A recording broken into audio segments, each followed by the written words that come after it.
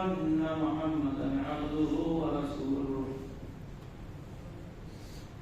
يا أيها الذين آمنوا اتقوا الله حق تقاته ولا تموتن إلا وأنتم مسلمون يا أيها الناس اتقوا ربكم الذي خلقكم من نفس واحدة وخلق منها زوجها وبث منهما رجالا كثيرا ونساء واتقوا الله الذي تساءلون به والأرحام إن الله كان عليكم رقيبا يا أيها الذين آمنوا اتقوا الله وقولوا قولا سديدا يصلح لكم أعمالكم ويغفر لكم ذنوبكم ومن يطع الله ورسوله فقد فاز فوزا عظيما أما بعد فإن خير الحديث كتاب الله وخير الهدي هدي محمد صلى الله عليه وسلم وشر الأمور محدثاتها وكل محدثة بدعة وكل بدعة ضلالة وكل ضلالة في النار. أعوذ بالله السميع العليم من الشيطان الرجيم. بسم الله الرحمن الرحيم.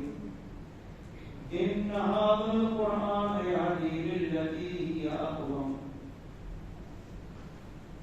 رب اشرح لي صدري ويسر لي أمري واحلل عقدة من لساني يفقهوا قولي. حاضرین جماعت، بزرگوں، دوستوں اور خواتین ملت اسلامیہ،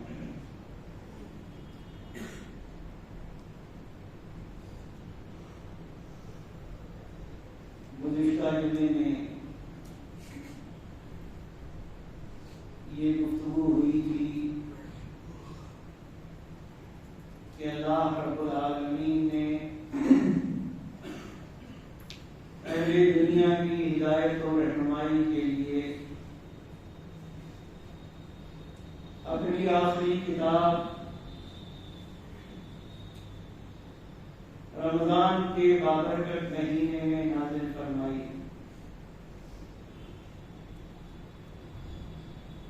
قرآن میں جو کہا گیا ہے کہ رمضان میں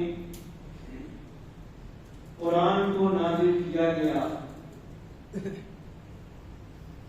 اس کا مفہوم یہ ہے کہ رمضان کی بابرکت رات لیلۃ القدر میں، یا جس کو لیلہ مبارکہ بھی اللہ تعالیٰ نے فرمایا ہے بابرکت رات، قدر والی رات، اس میں قرآن مجید لوح محفوظ سے اتار کر آسمانی دنیا میں، آسمانی دنیا پر بیت العزہ میں رکھ دیا گیا،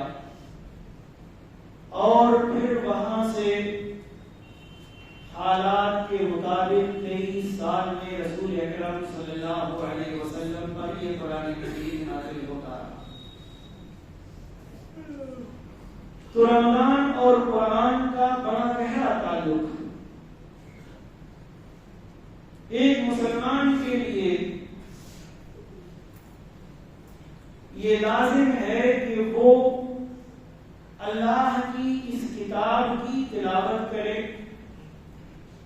اس کو پڑھے، اور تلاوت قرآن پر جو ثواب اور فضیلتیں اللہ تعالی نے رکھی ہیں ان کو وہ حاصل کرے.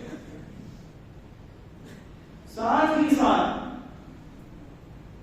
سال کے اور دنوں میں، اور خاص کر اس بابرکت مہینے میں جس میں قرآن مجید کے نزول کے لیے اللہ تعالیٰ نے اس کو منتخب فرمایا، اس میں ہماری ایک ذمہ داری یہ بھی ہے کہ ہم قرآن کو پڑھنے کے ساتھ ساتھ، اس کی تلاوت کے ساتھ ساتھ سوچیں اور غور کریں کہ قرآن ہم سے چاہتا ہے. قرآن جو کوئی عام کتاب نہیں، دستور حیات ہے، یہ زندگی گزارنے کا طریقہ ہے. یہ اللہ رب العالمین نے اس کو نازل فرمایا، ہدایت قرار دیا، رحمت قرار دیا، شفا قرار دیا. تو یہ کوئی عام کتاب نہیں. اس لیے ایک مومن اور مسلمان کی ذمہ داری ہے کہ وہ قرآن کی آیتوں میں، اللہ کے کلام میں، اللہ کے فرامین میں جو کچھ قرآن میں کہا گیا ہے اس میں غور کرے، تدبر کرے، تفکر کرے اور اسی کے مطابق اپنی زندگی گزارے. اللہ تبارک و تعالی نے اس میں غور و فکر کی بات بھی کہی. وَلَقَدْ يَسَّرْنَا الْقُرْآنَ لِلذِّكْرِ فَهَلْ مِن مُّدَّكِرٍ، کہ ہم نے قرآن کو آسان بنایا ہے، کیا کوئی نصیحت حاصل کرنے والا ہے؟ ظاہر ہے نہ آدمی نصیحت تبھی حاصل کرے گا جب اس میں غور و فکر کرے گا، اس کے معانی اور مفاہیم کو سمجھے گا. آئیے اختصار کے ساتھ ہم ذرا دیکھیں کہ قرآن ہم سے چاہتا کیا ہے. اللہ رب العالمین کا قرآن مجید میں ہم سے کیا مطالبہ ہے، اور اس کے بعد ہم اپنی زندگی کو دیکھیں کہ کیا واقعی ہماری زندگی، ہمارے شب و روز اور ہمارے دن و رات، ہمارے اوقات اور ہمارے لمحات کیا اسی طریقے سے گزر رہے ہیں جس طریقے سے اللہ رب العالمین نے قرآن مجید میں ہم سے مطالبہ کیا. ہم مومن ہیں، ہم مسلمان ہیں. اسلام کے 5 ارکان ہیں جن میں سب سے پہلا یہ ہے کہ اللہ رب العالمین کو معبود برحق مانا جائے. کوئی بھی شخص تب تک مومن اور مسلمان نہیں ہو سکتا جب تک وہ اللہ کے بارے میں اپنا عقیدہ درست نہ کرے. اور ایک چیز اور یاد رکھیے کہ جنت کا حصول عقیدے کی درستگی کے بغیر ممکن نہیں. اللہ رب العالمین کو رب ماننا، اس کو معبود برحق ماننا، یہ ہر شخص کی ذمہ داری ہے اگر وہ چاہتا ہے کہ آخرت میں اس کا انجام اچھا. اگر آپ گہرائی میں جائیں گے تو ہم اس کو توحید کہتے ہیں، ہم اس کو عقیدہ کہتے ہیں. علماء کی نے اس کی 3 قسمیں بیان کی ہیں: توحید ربوبیت، توحید الوہیت، توحید اسماء و صفات. قرآن ان تینوں پر گفتگو کرتا ہے. ربوبیت کا مطلب یہ ہے کہ اللہ رب العالمین کو خالق مانا جائے، اس کو مالک مانا جائے، اس کو رب مانا جائے، اس کو پالنہار مانا جائے، نفع و نقصان کا مالک مانا جائے، پوری کائنات کا مدبر اور منتظم مانا جائے. قرآن میں اللہ رب العالمین نے فرمایا: ذالکم اللہ ربکم لا الہ الا ہو خالق کل شیء. یہ اللہ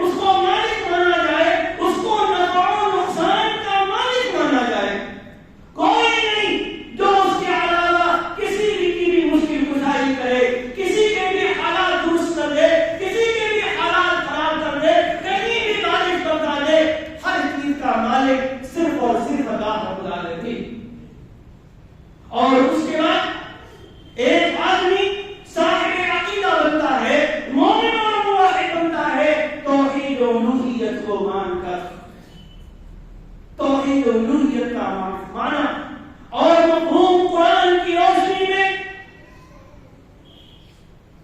اللہ رب العالمین معبود برحق لا الہ الا ہوا، اس کے علاوہ کوئی ایسا نہیں کہ جس کی عبادت کی جائے۔ صرف نماز ہی نہیں، ایک چیز یاد رکھیں، صرف نماز ہی عبادت نہیں ہے، بلکہ عبادت ہر وہ عمل اور ہماری زبان سے نکلنے والا ہر وہ لفظ ہے جو اللہ رب العالمین کی خشنود حاصل کرنے کے لیے وہ عمل انجام دیا جائے یا وہ زبان سے الفاظ ادا کیے جائے۔ اس لیے نماز بھی عبادت ہے، روزہ بھی عبادت ہے، دعا بھی عبادت ہے، تلاوت قرآن بھی عبادت ہے، قربانی بھی عبادت ہے، نذر بھی عبادت ہے، ذکر و اذکار بھی عبادت ہے، بھروسہ کرنا اللہ رب العالمین پر یہ بھی عبادت، مدد مانگنا یہ بھی عبادت ہے۔ اللہ کے علاوہ کوئی نہیں کہ جس کی عبادت کی جائے عبادت کے لائق حقیقی معنوں میں وہی۔ آپ انبیاء کی ذرا دعوت دیکھیں قرآن مجید کی روشنی میں، حضرت نوح ہوں، حضرت موسیٰ ہوں، حضرت عیسیٰ ہوں، شعیب ہوں، داؤد ہوں، سلیمان ہوں، کوئی بھی ہو، سب کی دعوت کے سلسلے میں اللہ رب العالمین نے ایک بڑا جامع لفظ استعمال کیا۔ سب نے اپنی اپنی قوم سے کہا اعبدوا اللہ ما لکم من الہ غیرہ، اللہ کی عبادت کرو، تمہارے لیے اس کے علاوہ کوئی معبود حق نہیں کہ جس کی عبادت کی جائے۔ وَلَقَدْ بَعَثْنَا فِي كُلِّ أُمَّةٍ رَسُولًا أَنِ اعْبُدُوا اللَّهَ، ہر امت میں ہم نے رسول بھیجا جس رسول کی دعوت ہی ایک تھی کہ اللہ رب العالمین کی عبادت کرو۔ قرآن ہم سے مطالبہ کرتا ہے رب کو خالق اور مالک ماننے کے ساتھ ساتھ معبود برحق اسی کو مانو، نمازیں اسی کے لیے، روزے اسی کے لیے، سجدے اسی کے لیے، رکوع اسی کے لیے، قیام اسی کے لیے، اسی کے گھر کا طواف، اسی کے گھر کے لیے گلاس پڑھایا جائے گا، اسی کے لیے نذر، کوئی اسی سے دعا، اسی سے مشکلات کا حل، اسی کے سامنے اپنی پریشانیاں پیش کی جائیں گی اور کوئی نہیں اس کے علاوہ۔ یہ قرآن کی تعلیم ہے۔ تو اللہ کو رب ماننا، اللہ کو معبود برحق ماننا، اور ایک تیسری چیز ہے اسماء و صفات۔ قرآن کہتا ہے وَلِلَّهِ الْأَسْمَاءُ الْحُسْنَى فَادْعُوهُ بِهَا وَذَرُوا الَّذِينَ يُلْحِدُونَ فِي أَسْمَائِهِ سَيُجْزَوْنَ مَا كَانُوا يَعْمَلُونَ۔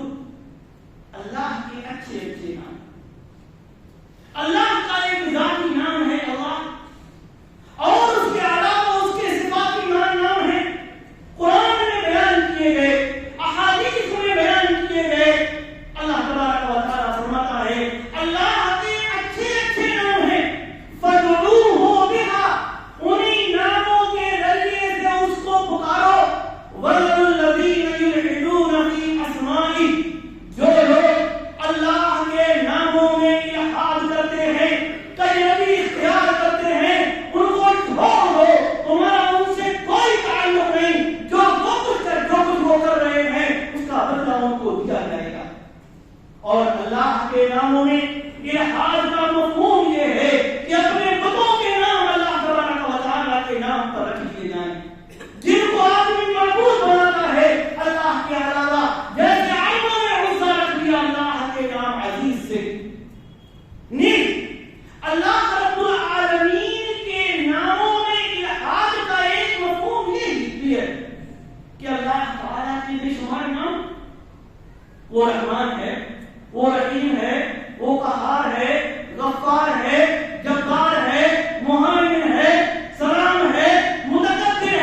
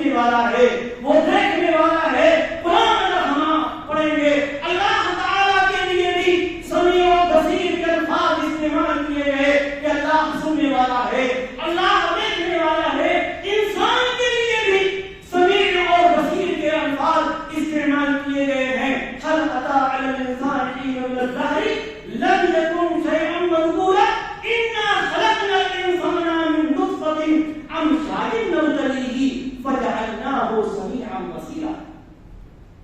انسان کو بھی اللہ تعالیٰ نے سمیع سننے والا، بصیر دیکھنے والا قرار دیا ہے، لیکن یاد رکھیں انسان کی سمجھ، انسان کا سننا اور انسان کا دیکھنا محدود ہے، رب کائنات کا سننا اور دیکھنا لامحدود.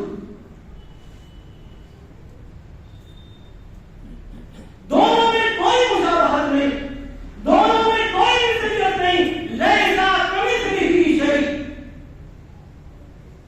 اللہ جیسا کوئی نہیں، اللہ کے مثل کوئی نہیں. انسان کی صفات جو ہے وہ محدود ہے، رب کائنات کی صفات لامحدود. وہ کالی رات میں کالے پتھر پر کالی چوٹی کو دیکھتا بھی ہے اور اس کی آہٹ کو سنتا بھی. اللہ رب العالمین کی صفات کی تعریف نہیں کی جائے گی. ایک بات یہی مثال آپ کو دو. قرآن مجید میں ایک آیت ہے، تبارک الذی بیدہ الملک وہو علی کل شیء قدیر. بابرکت ہے وہ ذات جس کے ہاتھ میں بادشاہت. لفظ ید قرآن میں اللہ رب العالمین کے لیے استعمال کیا گیا. اب یہاں پر نہ تو کیفیت اور مثلیت بیان کی جائے گی کہ نعوذ باللہ اللہ رب العالمین کا ہاتھ فلاں کی طرح ہے، فلاں کے مثل ہے، فلاں کے مشابہ ہے، اور نہ ہی ہاتھ کا کوئی اور معنی بیان کیا جائے گا. اس لیے یہ معنی بیان کرنا کہ بابرکت ہے وہ ذات جس کے قبضے میں بادشاہت ہے، یہ معنی بالکل درست نہیں، بالکل درست نہیں ہے. اس کی مثال میں آپ کو دوں. اللہ رب العالمین نے آدم علیہ السلام کو پیدا فرمایا اور آدم علیہ السلام کے بارے میں فرمایا خلقتو بیدی، میں نے آدم کو اپنے دونوں ہاتھوں سے پیدا کیا، اپنے دونوں ہاتھوں سے بنایا ہے. اگر ہم قدرت کا معنی کریں ید کا تو مفہوم یہ ہو جائے گا کہ میں نے آدم کو دو قدرتوں سے پیدا کیا.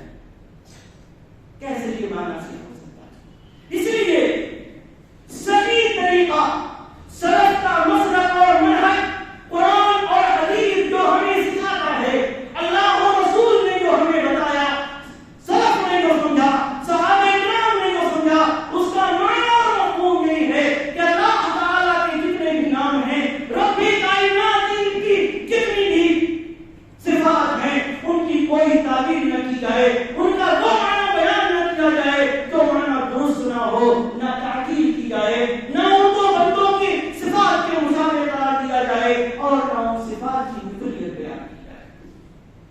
قرآن ہم سے یہی کہتا ہے لیسا کمثلہ شیء وہو السمیع البصیر.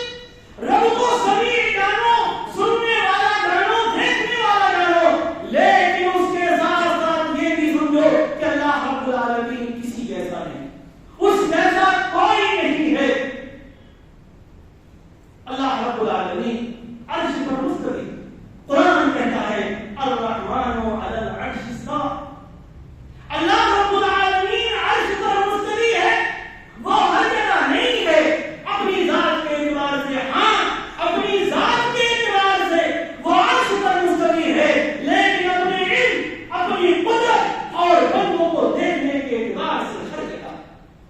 کوئی چیز اس سے پوشیدہ نہیں، کوئی چیز اس کے سننے سے باہر نہیں، کوئی چیز اس کے دیکھنے سے باہر نہیں. ایک مرتبہ ایک خاتون سے اللہ کے نبی صلی اللہ علیہ وسلم نے پوچھا اے اللہ، آپ نے اس نے کہا فی السماء، آسمان کی طرف اس نے اشارہ کیا کہ فی السماء، آسمان میں عرش پر مستوی ہے اللہ تبارک و تعالی.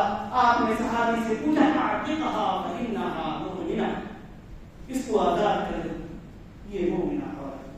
کہنے کا مطلب ہے، کہنے کا مطلب یہ ہے قرآن پر جب ہم غور کریں گے، قرآن کو جب ہم پڑھیں گے، قرآن میں اللہ رب العالمین ہم سے یہ مطالبہ کرتا ہے کہ رب کی ربوبیت کو مانو، رب کی الوہیت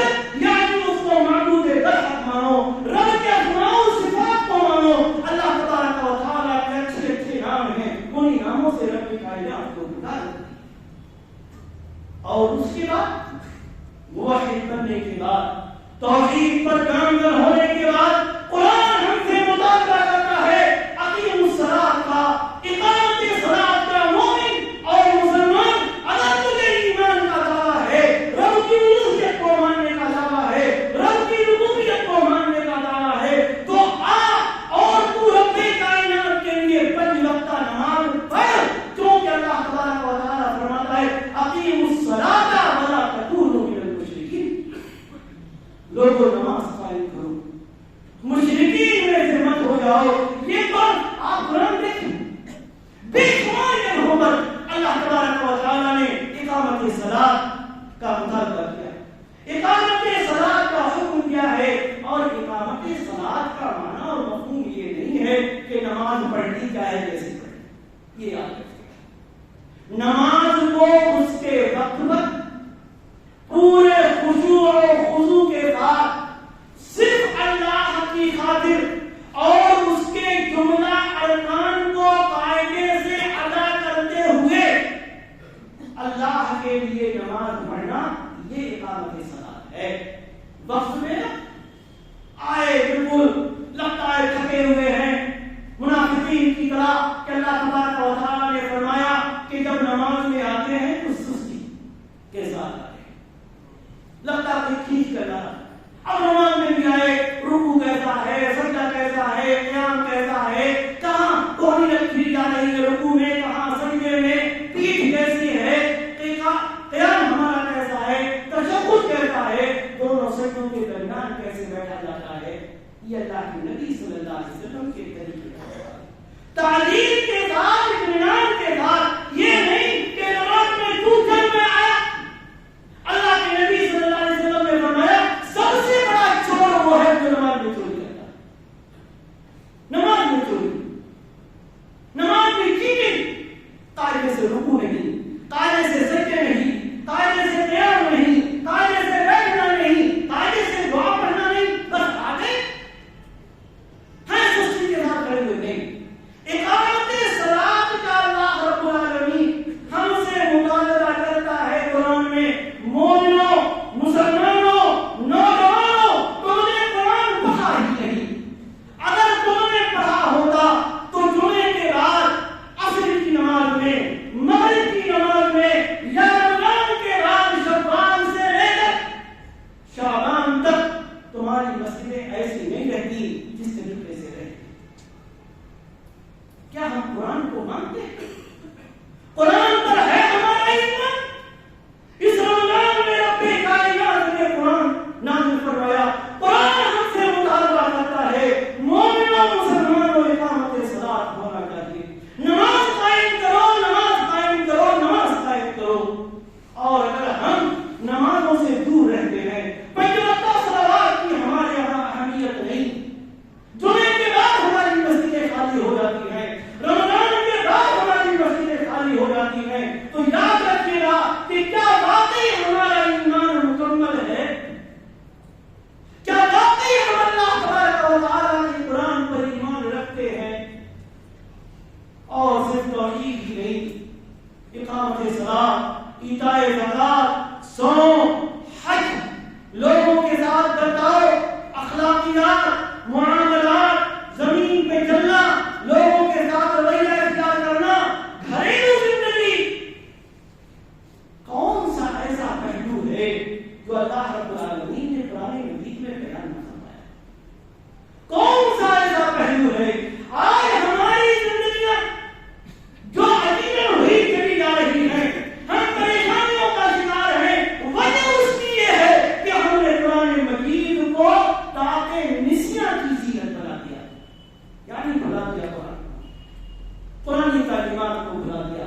یہ چند باتیں آج کے خطبے میں آپ سے ذکر کی گئی کہ قرآن ہم سے کیا کہتا ہے۔ انشاءاللہ اگر اللہ تعالیٰ نے توفیق دی تو آئندہ بھی یہ گفتگو جاری رہے گی، گفتگو جاری رہے گی کہ ہم سمجھیں تو کہ یہ کتاب جو ہماری ہدایت کے لیے نازل کی گئی، اتنی عظیم کتاب رب کائنات نے فرمایا کہ اگر پہاڑوں پر اس کو نازل کیا جاتا پہاڑ ریزہ ریزہ ہو جاتے، یہ ہماری ہدایت کے لیے نازل کی گئی ہے۔ کیا چاہتا ہے رب کائنات ہم سے اپنے اس قرآن میں، اپنے اس کلام میں؟ انشاءاللہ انشاءاللہ آگے کی گفتگو ہوگی. اللہ تبارک و تعالی ہمیں نیک عمل کی توفیق، تلاوت قرآن کی توفیق عطا فرمائے، قرآن کو سمجھنے کی توفیق عطا فرمائے، قرآن تعلیمات پر عمل کی توفیق عطا فرمائے. اللہ تبارک و تعالی ہمیں توحید پر قائم اور دائم رکھے، ہمیں اطاعت رسول کا پورا بنائے. رب کائنات ہمارے صلوات اور ہمارے صیام کو قبول فرمائے اور اس قابل جزیل ہمیں دنیا اور آخرت میں عطا فرمائے. آمین. بارک اللہ لنا ولکم فی القرآن العظیم ونفعني وإياكم